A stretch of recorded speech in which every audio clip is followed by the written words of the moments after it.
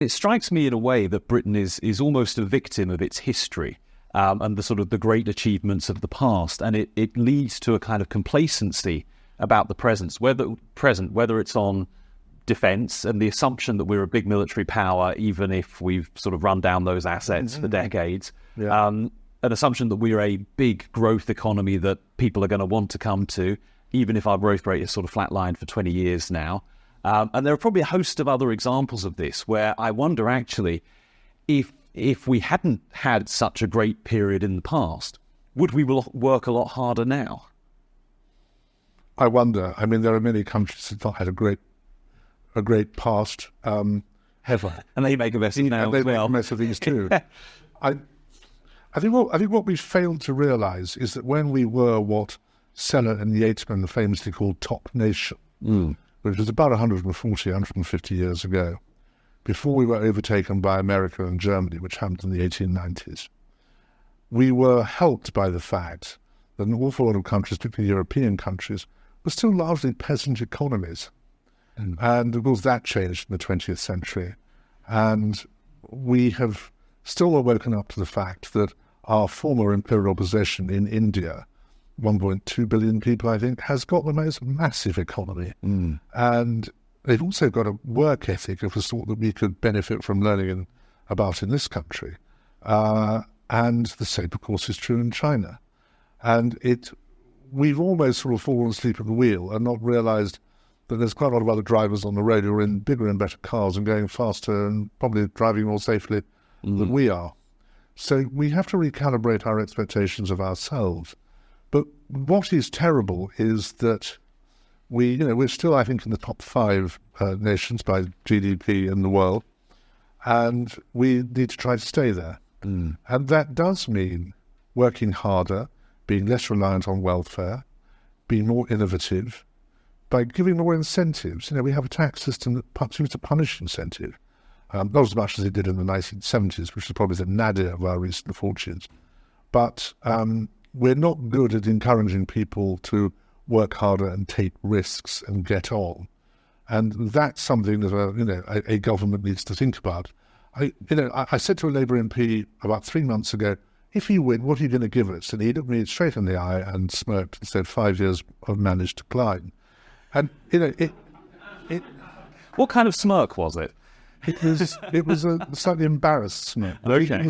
It was a smirk nonetheless.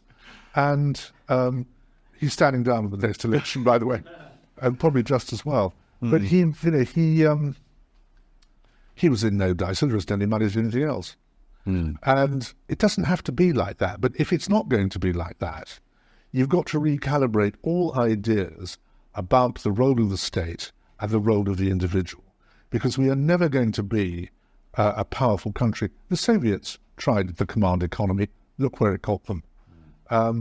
It doesn't work that way. Even the Chinese gave up on it. Even the Chinese now have quite a lot of serious private enterprise going on. It's not in the way that we understand it, but they realise that the state cannot control businesses.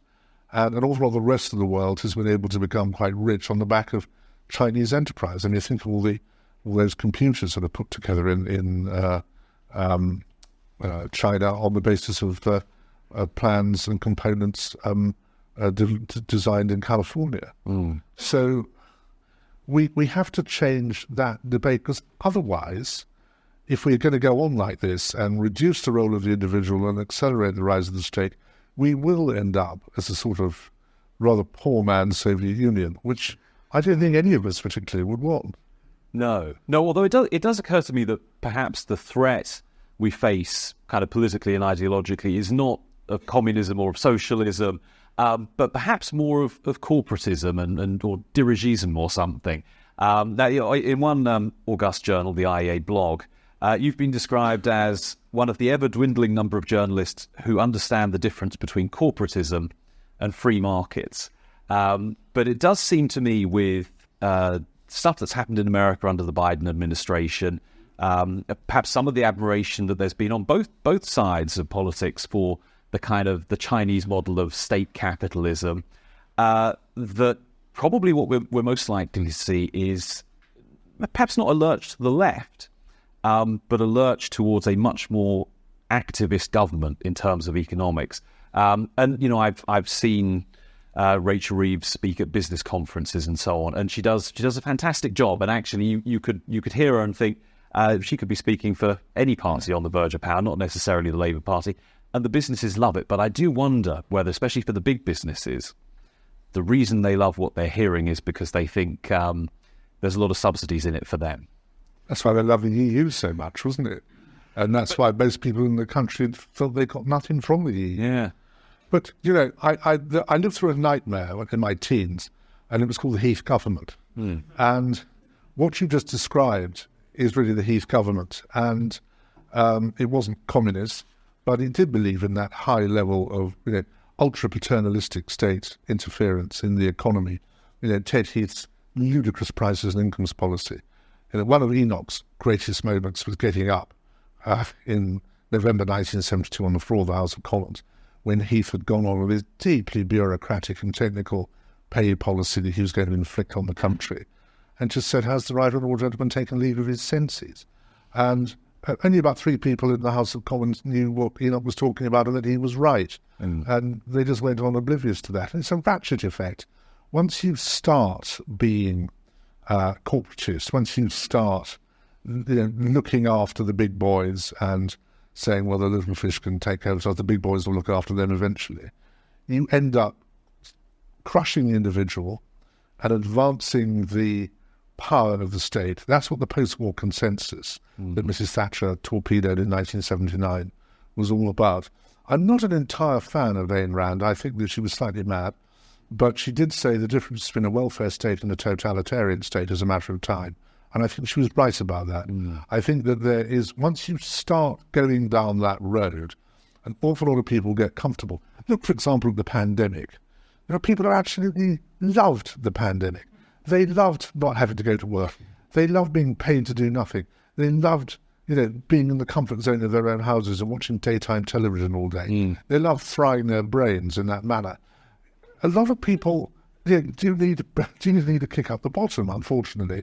They need to be told, you're young, you're fit, you're able, you've had an education, you go out there and you strive and you do the best for yourself and your family that you can. You don't turn around and say, oh, the state will do this for me. This is why we've got this problem now. What is it, 2.6 million people who have a mental illness. I feel desperately sorry for anybody who's got a genuine mental illness. But a mental illness is not getting up in the morning and saying, I don't want to go to work. That's not a mental illness, that's sloth. And we can't go down. The state cannot tolerate that. And, what Sunak has correctly called the sick note culture is now under attack from the government. Why didn't this happen before? I don't know. You have to ask him. But at least it's happening now. It's another reason why I think the Conservative Party is suddenly realising that the tentacles of the state, which did extend further because of the pandemic, and were, by a substantial minority of people in this country, that extension was welcomed. They are now having to push it back. Whether that will continue under a Labour government, I don't know.